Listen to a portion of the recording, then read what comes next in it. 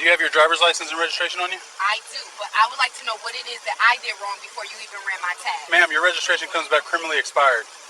Driver's license and registration right now. But you would have to run my tags to know that, so what did I do beforehand? She handed over her ID the moment the officer asked. The problem was, she spent the previous 4 minutes refusing to do exactly that, while the handcuffs were already coming out. Comment below what country you are watching from, because this one is going to make your jaw drop. A routine traffic stop. An officer runs a license plate. The computer comes back with a criminally expired registration. He pulls the driver over and asks for one thing: a driver's license and registration. That is it. What follows is 4 minutes of the most avoidable arrest you will ever watch. The driver does not argue that the registration is valid. She does not claim there is a mistake.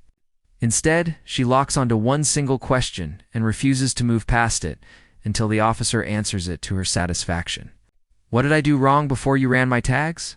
She asks this on a loop, while the officer asks for her license on a loop, and the two of them go round in circles until the handcuffs come out. Here's the problem with her entire argument, and it is a massive one. Officers do not need your permission to run your license plate. They do not need a reason. They do not need probable cause. They do not need to observe you doing anything wrong first. Your license plate is bolted to the exterior of your vehicle and displayed in public view by law. You have zero legal expectation of privacy over it. Officers can run plates manually or use automated readers all day long completely at random.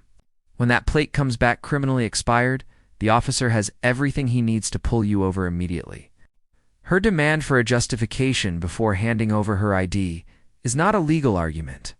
It is a stalling tactic, and the law does not care about it at all. This is where conditional compliance destroys her completely. She tells the officer directly that she has her ID. She acknowledges it is in her wallet.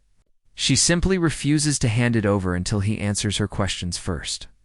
The law does not recognize conditional compliance during a lawful traffic stop. Producing your license and registration is a mandatory statutory requirement. It is not a negotiation. It is not a transaction where you set the terms. By deliberately withholding her documents, she commits obstruction. And here is what most people do not understand. You do not have to physically fight an officer to obstruct them. Intentionally hindering a lawful investigation by refusing to identify yourself is already a crime. Every second she spends arguing instead of reaching into her wallet is another second building the case against her. When the officer finally orders her out of the vehicle and the handcuffs appear, something remarkable happens.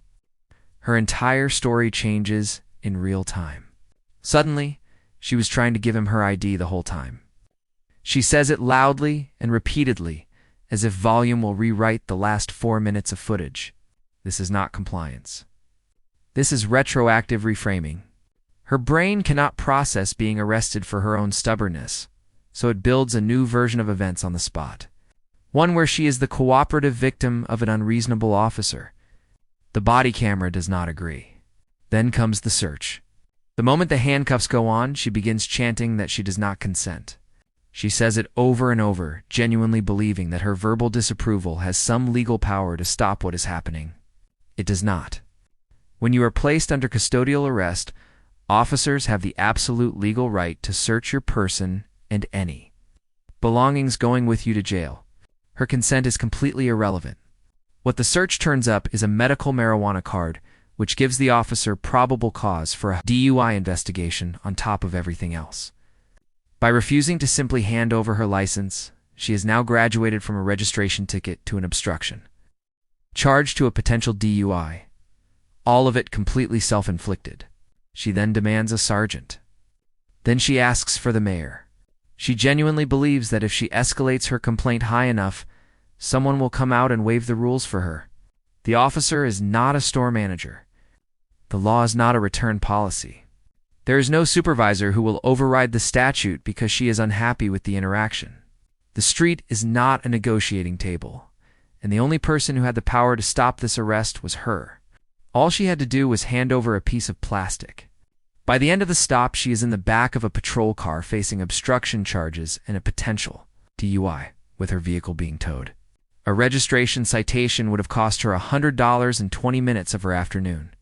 Instead, she chose to spend 4 minutes demanding answers she was never legally owed and turned a minor inconvenience into a criminal record.